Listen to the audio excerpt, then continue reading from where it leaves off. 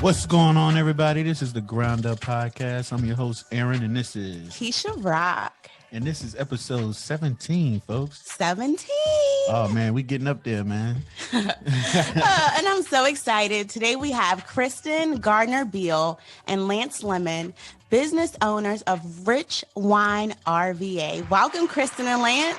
I was beating to that music at me. Hello. Thank you. They got a nice vibe, right? Yeah. And so we're Zooming with them, y'all. So, this is a new thing for us. So now y'all can get this content on YouTube. You can feel the vibe. You can see it and you can hear it. Yeah. Feel it. That's what's up. Oh, man. All right, guys. So tell us what led y'all to RichWine. And also, let me just start this with saying, I was just telling them before the show that I didn't have wine. I really needed it. And I was like, well, damn, I only have whiskey. So I'm going to drink me a little whiskey during this.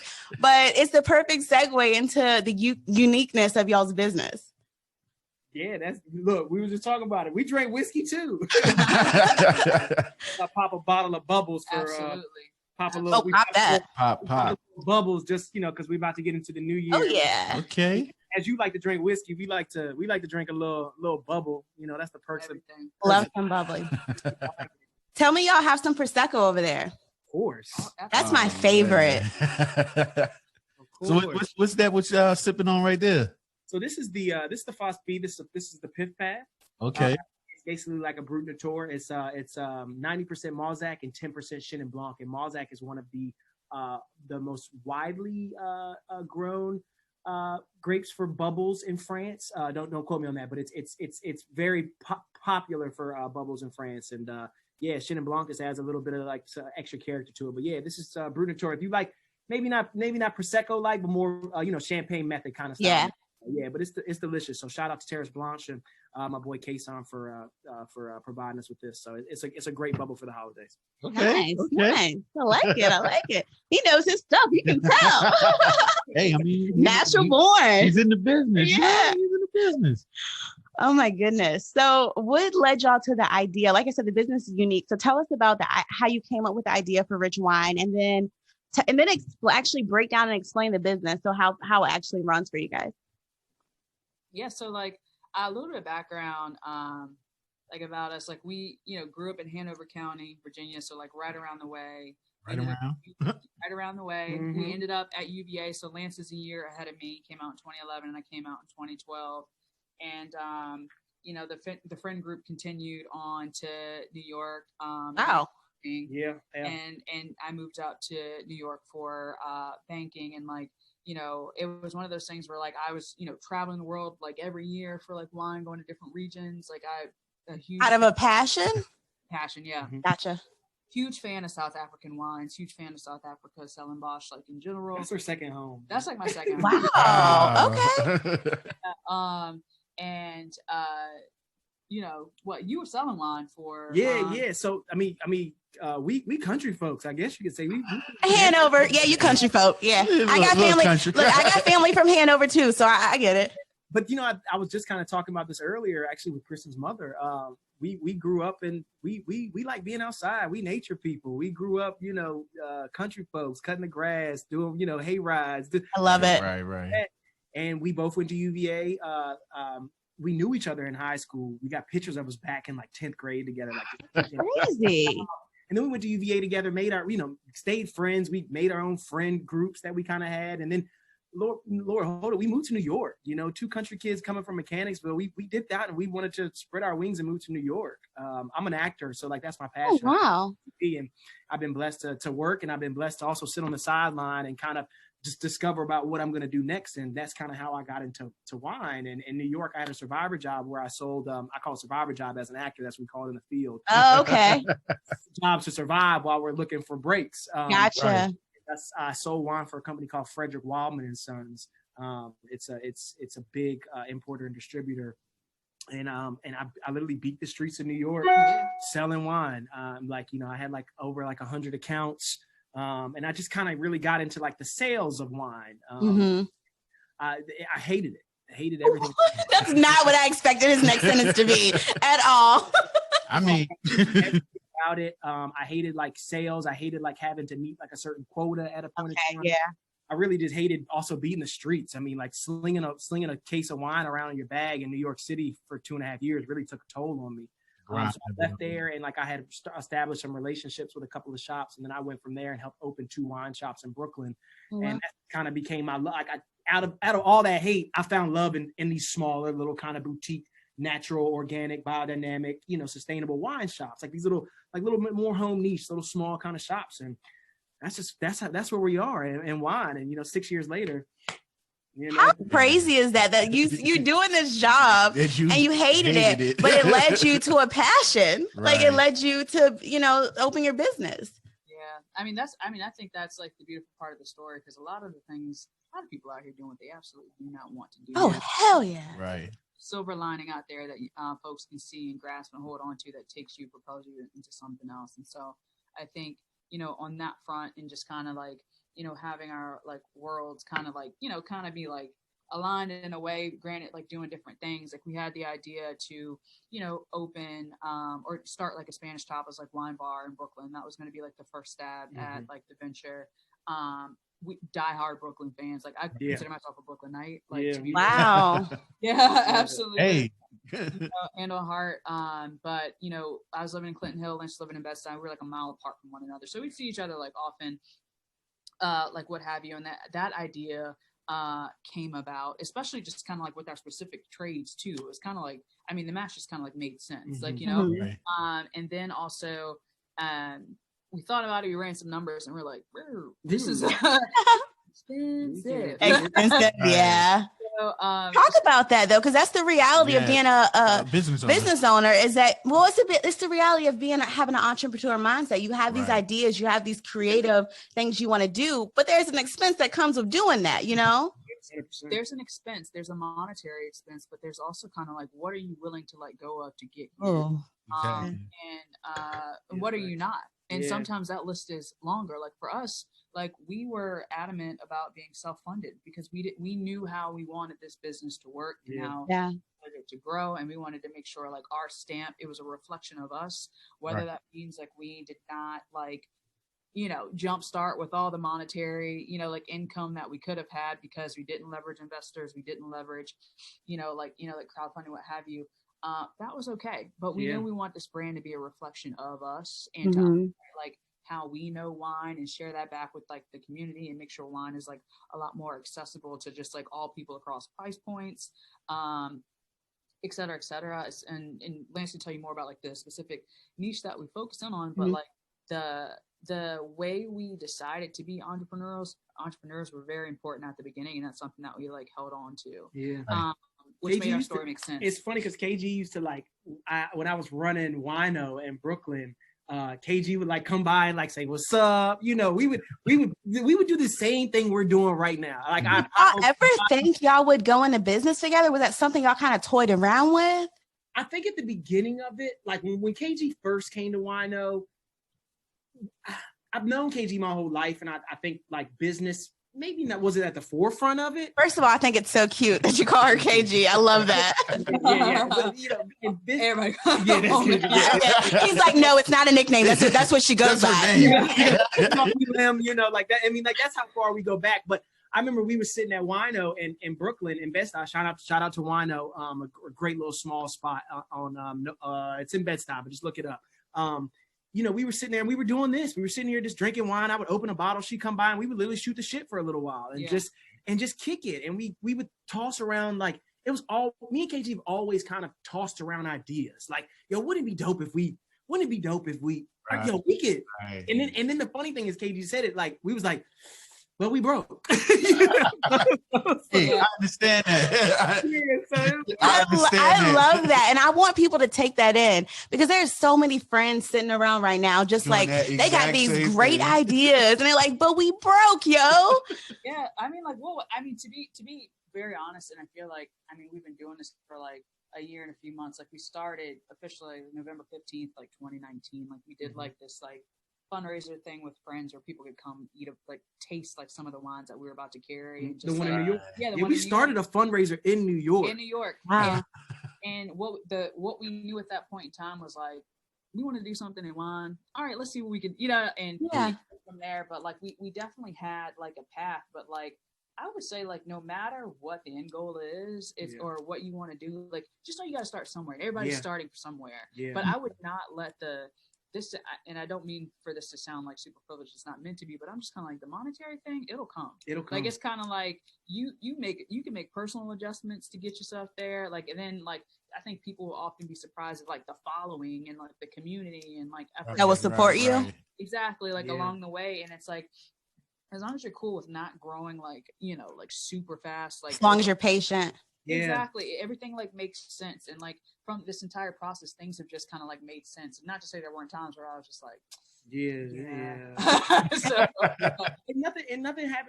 nothing happens overnight. You know, and I'm impatient. Like I want it done now. Like I got a vision. I got a brain. We have a plan. And I'm the same way. We want it done. And I'm like, wait, let's plan this out a little bit more. I'm like, hey. Beauty of that though is the fact that when you have that impatience, right, you really start to drop, you put things into motion. So I think if you can put the things that you want to do, your goals, your aspirations, the stuff that the niche that you really want to get to, work at it. Like we worked at it, and we had the backbone for Rich Wine in no time, like because we know we wanted it. The monetary thing, like Katie said, that's gonna come. You know, you gotta figure out like an avenue to kind of get to that monetary thing, and what she kind of mentioned, raising money, your friends, your family, and then from there, you know, you've already done the hard work, you've already done the thinking, you've already done the planning. Now you got the money. Now it's time to deliver. Now it's time to deliver. Yeah. So what was that experience like for y'all? So once sounds like y'all got support, y'all had the vision. So what was it actually like building the business, getting that momentum going? I still can't believe we sitting right here sometimes. Oh, I love it. And like this is just a baby step. This is just a baby of the family that we're trying to create in this business umbrella. It's just the one thing that we have of many entrepreneur initiatives that we want to do. I think that like part of it too is we've been super adaptable to the environment and things that have just been happening around us. Just, you know, for instance, like this was supposed to be like in November, we were fundraising for like a turnkey retail, like brick and mortar wine shop. We were, you know, had a commercial realtor that we were shopping with and doing all this stuff. And then like as the pandemic hit, you know, Lance and his family moved back to the area, you know, for, you know, you guys were just moving back, right? Yeah, we just moved back. Like we were just like, we got an opportunity in Virginia to kind of like save some cash. And we was like, yo, let's just go home to Virginia right quick. Because New York was $2,500 a month in rent, boy. Was and then, you know, you married, boy, good luck. And then like I came back in March because of the pandemic, and I packed for 2 weeks, and I was like, all right, well, hopefully they clear this stuff up so I can get back to my city. Yeah. But you know, that didn't happen. But and look, you done starting a business here. We were still shopping for brick and mortar. But then we were like, actually, we have opportunity now that everyone's in their homes. People are not going to stop drinking. Like during like any tragic event that has happened in American history, alcohol sales have always been up. And we said, you know what, we're going to take this business forward. It's not going to be brick and mortar where people can come in and shop, but we created an online platform, which one is super conducive and safe to like COVID time. We don't know how long we're going to be here. Great that they have a vaccination. We'll see if it works. But like, there's that. And then we also have, Strand 2 is out. Strand 2 is out. So COVID-20. Can we not talk about that, please? You know, I'm a realist. I'm kind of like, all right, well, while all of that is happening in the background, we will still get you your wine to your door, and we will do it via contactless delivery and drop it off to you, so you don't have to go anywhere. And so in doing that, we said, you know what, we need an office space, we need like a warehouse, we need a facility where we can keep all of this wine in, create a really dope online like platform that kind of helps people self-shop. But we're available, like if you want to call us, if you want to message us on the website, what have you, and help you get the wine that you need to have for whatever occasion you're celebrating, or just a random weeknight. And so we've organized our wine like on our website in that way. So that being said, like this thing went from brick and mortar to all right, we're just going to deliver wine to people across the state of Virginia. So like obviously Richmond City has free delivery, but like a surrounding areas, you pay like a $6 delivery fee will get you wine. Oh, that's how much it costs? $6, yeah. $6, Hey. She's like, with my phone. Where's my phone? Game changer, y'all. Yeah, we just need to cover tolls. We'll bring it to you. So it's we'll fine. bring it to you. Yeah. So and then outside of that, we'll ship it across. We'll ship it throughout the state. And get whatever wine you need to your door and keep you going. And Lance is definitely the wine guy, and we have a great inventory. I'm not just saying that because we own the company. We actually do have a really great inventory. We're featured in the or like one of the wines that we carry. Are those all your wines for the people who are watching on YouTube? Are those all the wines behind you? Yeah, we got a little bit more. Beautiful. Wow.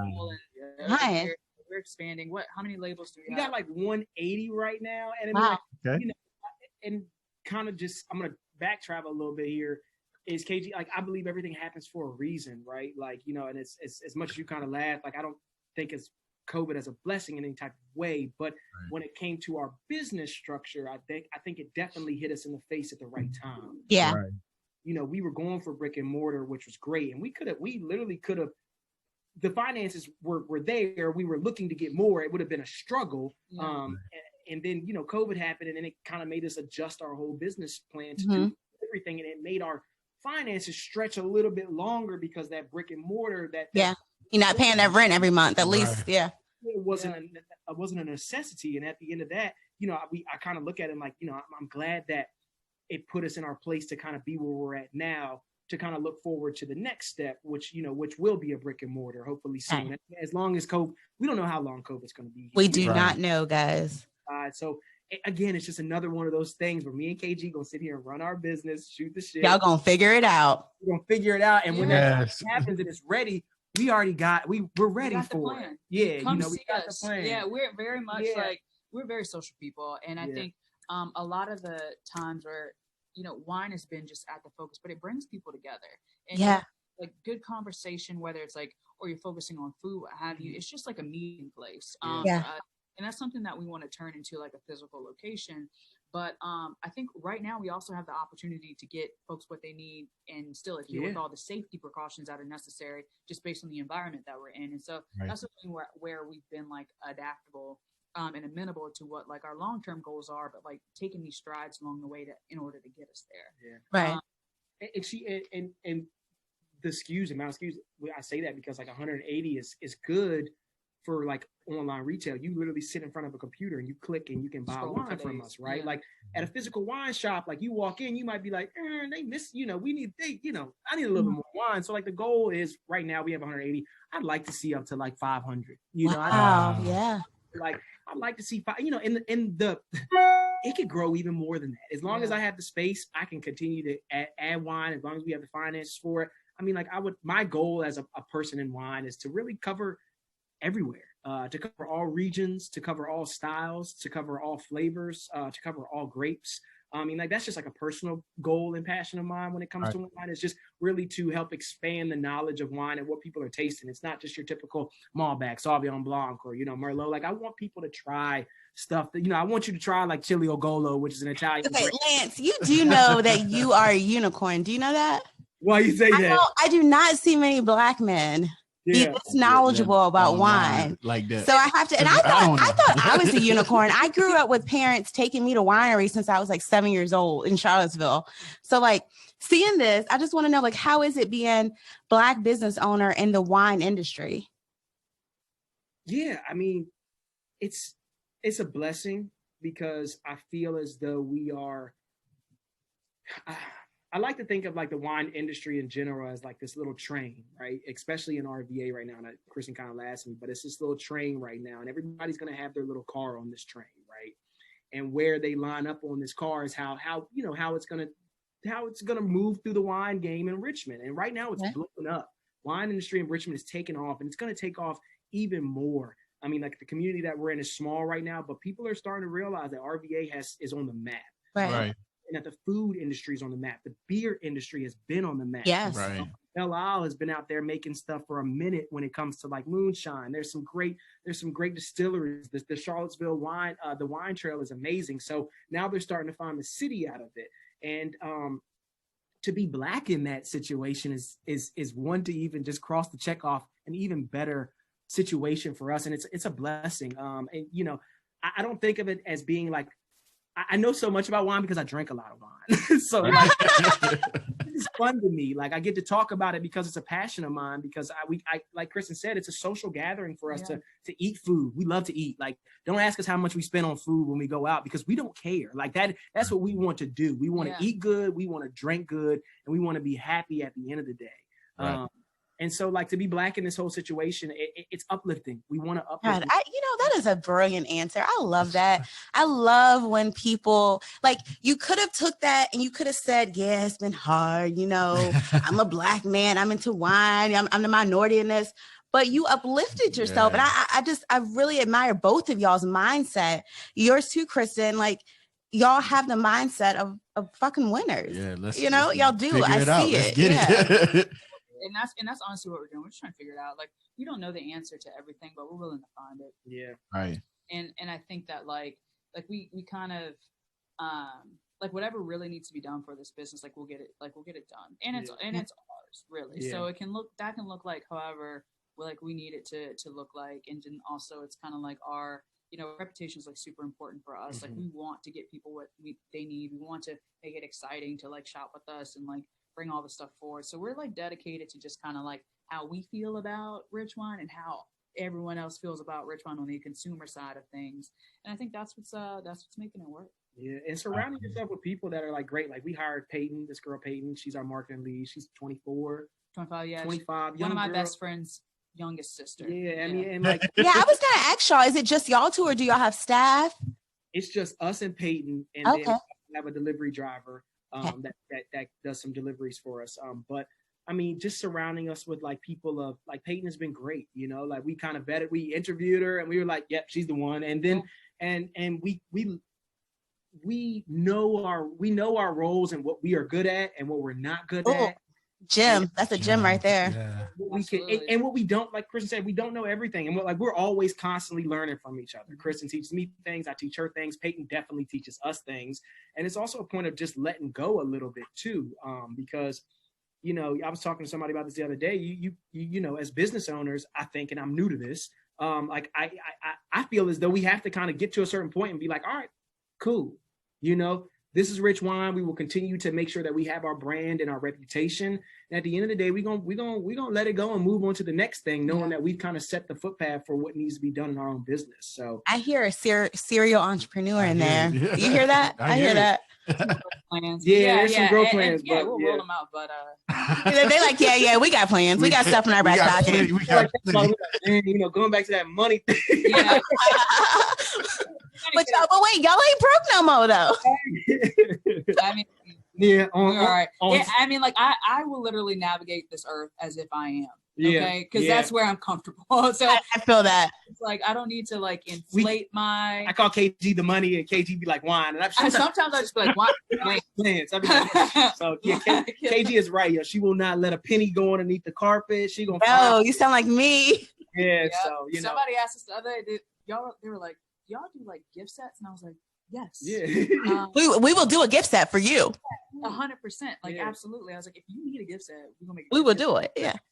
Because I don't want, you know, like, you know, I don't have like the whole like creative sense of creating like this gift set in me, but we'll make it happen. Like, and we're super flexible. We got wine coming off the shelves. Like, we like to do like, if people want to buy wine from us and like do tastings, we're happy to walk you through the nature of the wines and what you're tasting, experiencing, pairing notes, all that other stuff.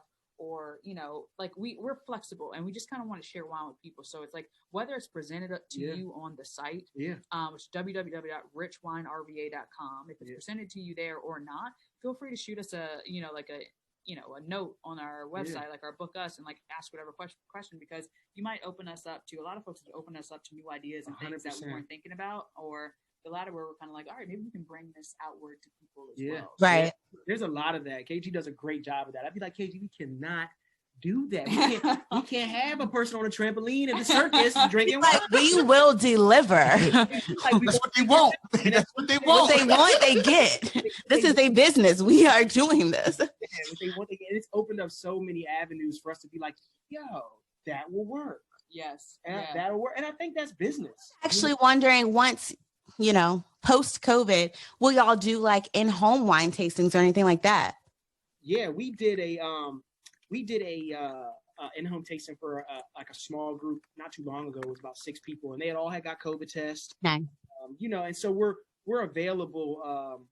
We're available to do whatever like people need to do. But yeah, we would love to do in-home tastings. We would love to have Rich Wine, like our physical brick and mortar, kind of be a tasting space, tasting room, more intimate. There's a lot of things that we have in store for that. But yeah, anything is the bar.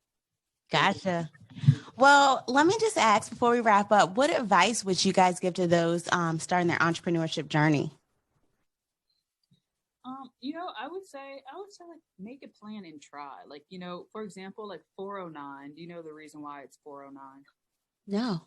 They didn't just name 409. It took 409 times to get the formula correct for it to clean the way that they wanted the chemical to clean. Wow. It's where like, he was going with that. Yeah. I know. I was like, wait, this is a test? I'm going to fail. Yep. So like my thing is like, you have an idea, like 20 people. I'm kind of like, look, so many people are going to tell me no. I'll keep going until somebody's going to tell me yes. Right. Yeah. And I need to be the first person to tell myself yes. Mm-hmm. So if that's the case, then we're about 60% toward the victory anyway. Yeah. So, and then all you have to do is get a following. And then I just feel like, folks, you have like a handful of people or more people than in your court who are going to at least try what it is that you're putting out there or tell someone else about it. Like back in the day, we were like, man, okay, we got like 2 wine sales today. Fantastic. Mm-hmm. It went to 4, it went to 6, and then it just kept going. And we're wow. Like, small wins, man. Small wins, but all of those things that should be celebrated. But I'm just saying, put your plan on paper. Yeah. And like you have to give it a shot. Don't tell yourself no. Yeah. Right. I agree. Love it. I echo what she says. It's just so funny, like now, because I don't get a lot of time to like sit back and reflect, like until I get into these situations. Mm-hmm. And like I was like a big component of like I had like these moleskins, right? Like the little teeny moleskins that I used to get all the time when I was in New York, and my mind would just write down ideas all the time, or I'm always just jotting down something like, this would be a great idea, or like, oh, that would be cool, or even if it was like an outlandish kind of business idea that I had, I wanted just to write it down and kind of just get the ideas out there. So like Kristen said, write down what you want to do, think about it, like sleep on it. My acting coach always used to tell me, he'd be like, it's okay to daydream. Right? Like it's okay to daydream. Like a lot of people, like we used to get, it's okay to sit there and stare at the wall for a second and be like, that would be dope. Like it's okay to do that. Do that more often.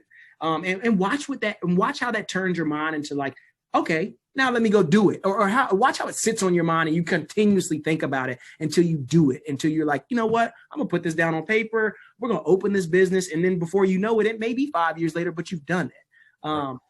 Find your niche, stick to it, and find what you love to do. Like I'm a big believer in, your work doesn't have to take over your life, and you don't have to hate it. Like do what you want to do what you love. If you like to fish, if you like to ride a bike, and that's what you love to do, make it a passion, make it a career. Try to find a way to make some dollars out of it. Exactly. Right. Yes. Lance and Kristen, y'all have a beautiful journey. I think a lot of it was just your mindset. Right. And I just think y'all are really going to inspire the listeners. But it's time for a game. It's time for the game. Yeah. For the game. Let's do it. All right. So we're going to play Would You Rather This or That. Y'all ready? Ready. Okay. Both go?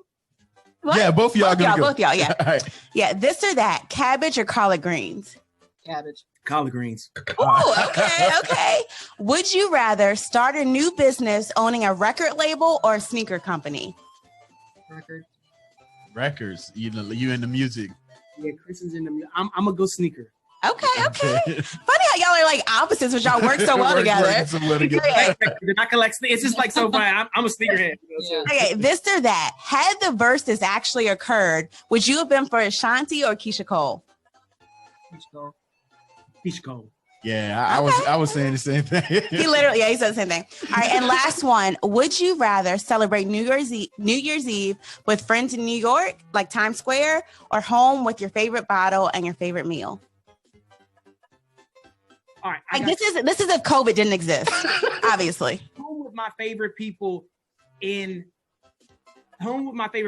if that was in New York, that would be great.